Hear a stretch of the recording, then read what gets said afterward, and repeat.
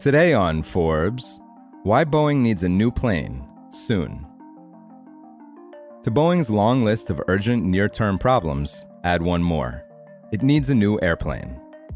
With its best-selling plane, the 737 MAX, the subject of public and federal scrutiny after the terrifying mid-air blowout of a panel on an Alaska Airlines jet in January, the world's largest aerospace company is struggling to recover from a nightmare that slashed $28 billion from its market cap. And its 2 decades of procrastinating the launch of another new plane program since development of the 787 formally kicked off in 2003 is increasingly looking costly. Analysts told Forbes the clock is ticking for Boeing to come up with a new narrow-body plane to stem a steep loss in market share to rival Airbus. In November 2022, CEO David Calhoun ruled out introducing a new plane until the mid-2030s, saying the technology for a step change in fuel efficiency wouldn't be ready till then. Critics said it was a risk-averse move that would allow Boeing to save billions in the short term and boost investors' returns, while sabotaging its future. But Boeing is now in the midst of a management shakeup, with a new board chairman who's aiming to hire a replacement for Calhoun before year-end. Analysts expect the next CEO to take a fresh look at developing a new airplane. Airbus's A320neo family has outsold the 737 MAX line nearly 2-to-1, largely on the strength of the largest planes, the A321 and A321 XLR.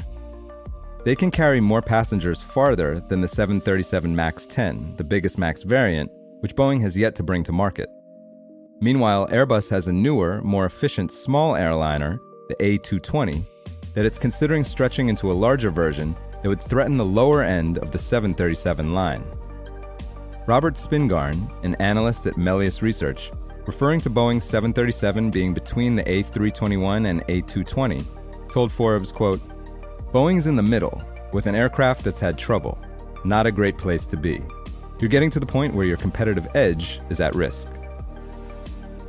With everything that will be on the new CEO's plate, including what promise to be difficult contract talks with Boeing's machinists in Washington state, there's a risk that person won't want to touch a new airplane till the near-term problems are solved. Spingarn said that would be a mistake. He said, quote, "They should be able to do both of these things simultaneously, get the safety and quality back to where it needs to be, and at the same time, figure out what the future is going to hold." However, analysts warn that if Boeing moves too soon, Airbus could trumpet a year or two later with a new plane tailored to beat it, as well as miss out on new technologies under development that promise to lower carbon emissions.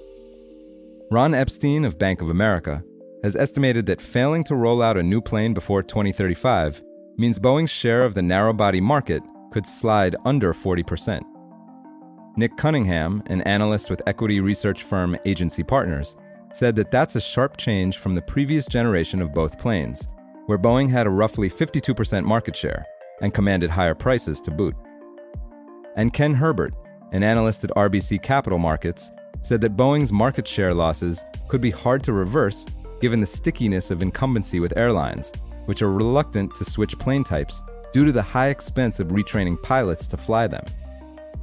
Right now, even if management wanted to launch a new plane program, Boeing likely couldn't afford to, with a cash outflow of $3.9 billion in the first quarter, and expectations are that the bleeding will continue in the second quarter, with 737 assembly rates slowed while the company works through improvements to the manufacturing process. Boeing has prevaricated for 2 decades on launching a program to replace the 737, which is an aircraft design that dates back to the 1960s, or to build a plane sized between the 737 and its 787 wide-body.